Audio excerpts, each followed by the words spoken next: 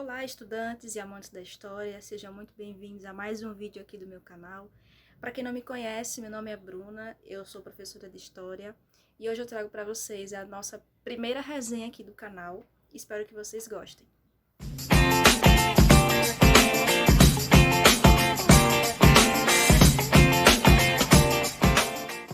Então vamos à nossa resenha de hoje. Lembrando que eu vou fazer uma análise simples da obra, não vou fazer uma análise muito complexa, muito profunda, porque o objetivo aqui dessa parte do meu canal, podemos dizer assim, é apresentar as obras para que quem tem interesse em lê-la no futuro já vai ter uma pequena informação sobre o livro. Então, a obra que eu escolhi hoje foi essa. Histórias da Gente Brasileira, volume 2, Império, de Mary Del Priore. Além dessa obra da historiadora Mary, eu tenho aqui comigo esse outro livro, também dela, História do Amor no Brasil. A Mary Del Priore é uma historiadora conhecida por publicar muitos livros. Então, nos últimos anos, ela tem conquistado um sucesso editorial muito notável. Então, ela escreveu mais de 48 livros, se eu não estou enganada. Então, essa obra aqui, ela é uma das suas mais recentes, ou seja, toda essa coleção, Histórias da Gente Brasileira, só ressaltando que esse é o volume 2, que eu já falei para vocês. O volume 1 é sobre Brasil Colônia, e o 3 e o 4, que saíram recentemente, são sobre o Brasil República. Então, eu comprei o volume 2 porque, como historiadora do Brasil Império, como pesquisadora dessa área, eu tive um interesse maior pelo volume 2. Então, eu vou apresentar para vocês, basicamente, todas as partes das obras, o que tem em cada uma delas, e dar a minha opinião pessoal a respeito desse livro aqui. Então, gente, uma dica muito importante. Sempre que vocês forem ler algum livro, isso vale, eu acho que mais para o meio acadêmico. Quando você vai ler um livro, é importante saber um pouco sobre o autor dessa obra, porque isso diz muita coisa sobre a sua produção. E eu pesquisei um pouco sobre a Mary Del Priore, peguei algumas informações no seu site pessoal, seu site oficial, que é o marydelpriore.com.br. E aí eu fiz uma ficha aqui com algumas informações a respeito dessa escritora. A Mary Del Priore, ela é historiadora e escritora, como eu acabei de falar, e ela é ex-professora de História da Universidade de São Paulo, ou seja, uma das maiores universidades do Brasil, e além disso também lecionou na PUC do Rio de Janeiro. A Mary fez o seu pós-doutorado em Paris e, como eu falei já no take anterior, ela tem mais de 48 livros de história publicados, ou seja, é um dos maiores nomes, podemos dizer assim, da historiografia brasileira contemporânea. Ela tem publicado muitos livros e, na minha opinião, os seus livros são muito bons de ler, porque eles têm uma escrita muito fluida. A Mary tem uma escrita muito fácil de ser compreendida, é uma narrativa muito envolvente. Então, eu acho que grande parte do sucesso dessa autora e da sua produção vem em decorrência desse seu estilo de escrever.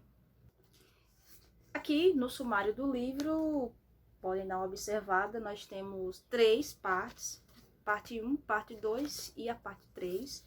Se vocês notarem aí no vídeo, não sei se dá para ver, mas nós temos muitos capítulos em cada parte. Para mim, isso é um ponto positivo, porque eu prefiro capítulos curtos. Eu acho que a leitura se torna menos cansativa para o leitor.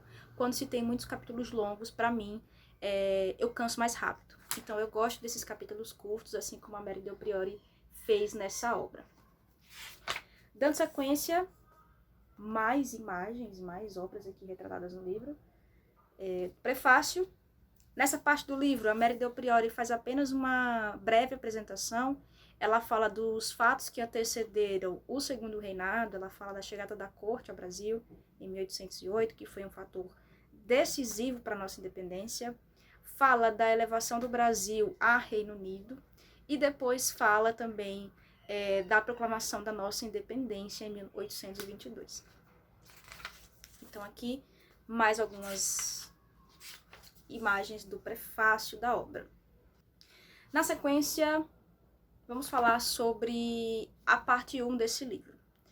A parte 1, ela intitula-se Terra e Trabalho. E nesse momento do livro, a Mary Del Priore, ela dá ênfase às relações econômicas que se desenrolaram no Brasil durante a segunda metade do século XIX, fala sobre as relações entre elite e pobres, principalmente antes do Segundo Reinado, no período que a gente conhece como regencial, ou seja, o período que o Brasil foi governado por regentes, inicialmente a regência Trina, depois a regência Una.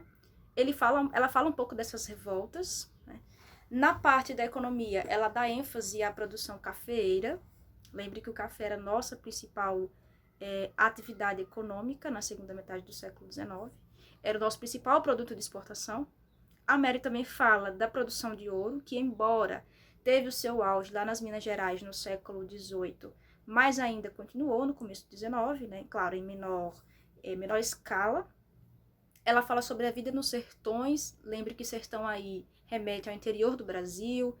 Ela fala sobre aspectos da vida cotidiana das pessoas. Então, o nome do livro ele é bem sugestivo, Histórias da Gente Brasileira, porque ela fala da nossa intimidade durante o Brasil Império. Então, se você quer conhecer o modo de vida das pessoas, como elas se vestiam, o que elas comiam, por exemplo, esse livro é bem interessante por causa disso.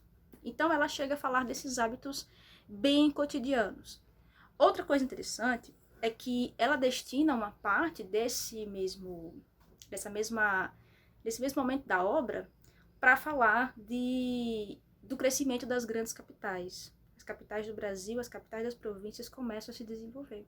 E aí nós temos a influência europeia crescendo no Brasil, sobretudo francesa e inglesa. E isso vai se refletir nos nossos hábitos, na criação de hábitos novos, desse aburguesamento da nossa população.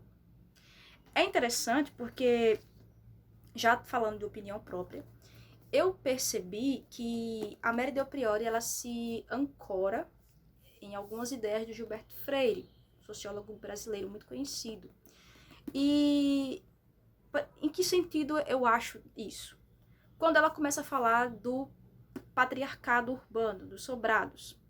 Gilberto Freire tem um conceito que se chama patriarcalismo, e esse conceito foi trabalhado por ele durante as suas obras, e na minha opinião, quando ela fala dessa transição do meio rural para o urbano, ela está falando desse conceito do declínio do patriarcalismo rural, e deixa de ser rural aos poucos e vai passar a ser urbano. Ou seja, esses senhores de engenho, esses grandes latifundiários, vão passar a habitar os sobrados das grandes capitais.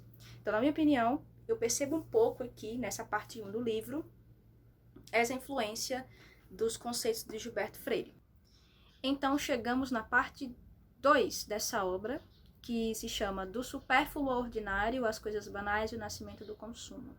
É nessa parte do livro que a Mary Del Priore vai dar ênfase à distância, à relação entre público e privado, e a distância, como eu falei, que se cria entre esses dois âmbitos da nossa vida, podemos dizer assim. Como é uma obra que trata da nossa vida cotidiana, que não é a mesma coisa que vida privada, e existe um debate muito grande na historiografia sobre isso, a Mary Del Priore vai analisar a questão da oposição entre casa e rua nesse período, principalmente no Segundo Reinado, em meados desse século XIX. Então ela vai apresentar minuciosamente a estrutura das casas, principalmente das casas térreas, vai falar das casas da elite, ela não fala das casas dos pobres, né? Ela descreve como era uma casa de elite daquele período. Então ela vai falar da preocupação que se existia, que passou a existir, melhor dizendo, com a higiene, os pressupostos do higienismo que começam a ser discutidos, a teoria dos miasmas, então a preocupação com a limpeza desse espaço público, das vias públicas, a introdução de códigos de posturas. Então ela vai fazer toda uma análise que permeia essa relação entre público e privado nessa parte 2 do livro. Ela faz uma análise tão minuciosa dessas casas, desses sobrados, que ela fala também dos jardins, das varandas, da influência inglesa que se tem. Então, é uma parte bem interessante da obra, para quem quer saber esses detalhes, para quem gosta de saber essas coisas. Vai focar também nos hábitos alimentares, nos utensílios domésticos das casas, no vestuário, na chegada da energia elétrica também, que isso foi muito importante. Fala dos locais de sociabilidade, ou seja, como é que a elite ela trocava experiências, como é que esses homens e mulheres da elite se relacionavam, né? Os lugares que os homens frequentavam, os bares, os cafés e até os prostíbulos também, por que não? A Mary Del Priore, ela escreveu obras que tratam de assuntos como esses, histórias íntimas. É um dos livros que ela escreveu. Então ela escreveu livros também, já abrindo um parêntese aqui, sobre a família imperial, sobre sexualidade, sobre sobrenatural, espiritismo. Então ela tem um leque aí de produções muito variado. É uma historiadora, como eu disse, muito versátil.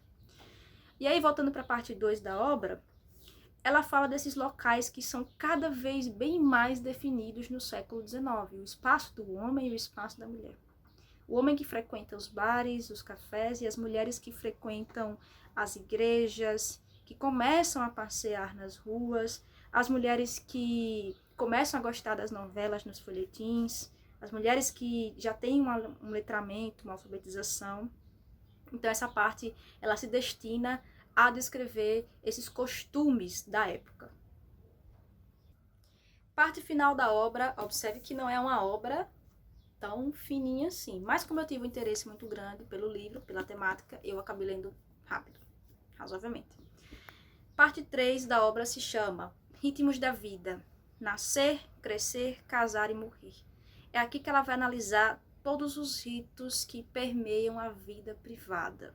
Então ela vai falar desde o nascimento, os batismos, aos matrimônios e o quanto esses matrimônios eram importantes para reforçar as uniões no seio da elite, principalmente, como para a elite esses casamentos eles tinham um outro sentido, uma outra conotação.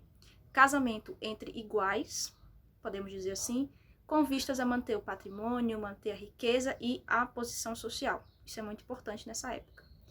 Mas, em contrapartida, nós temos aí a ascensão dos ideais românticos, que também vão proporcionar arroubos, paixões, né, como o próprio nome do movimento já diz. A Mary vai falar também, além dos matrimônios, da homossexualidade também, que é um assunto, é um tabu, assim como a morte ainda hoje em dia.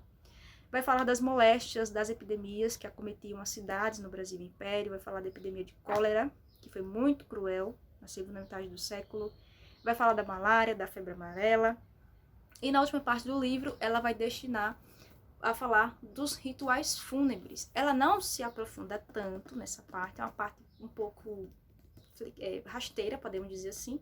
Ela dá uma pincelada muito rápida quando fala da morte, e eu, como estudiosa desse tema, esperava mais nesse quesito, mas a gente entende que pelo tamanho da obra e pela proporção desse projeto intelectual, a gente entende que não poderia se aprofundar tanto. Então ela fala desses rituais e como eles estavam inseridos nesse processo de secularização, da criação dos primeiros cemitérios, extramuros, os debates com a igreja, que foram muito importantes e tal. Ela tenta até colocar algumas coisas a respeito dos afrodescendentes, dos seus rituais, mas, como eu disse, ela não se aprofunda muito nisso. Então é isso, pessoal. Espero que tenham gostado do vídeo. Caso vocês tenham dicas de livros para serem resenhados, deixa aqui nos comentários, por favor. E é isso. Siga aí o meu canal. Ative as notificações. Vou deixar meu Instagram passando aqui. Me siga lá nas redes sociais, @brunamorrana e @estudando.história. E é isso. Até o próximo vídeo.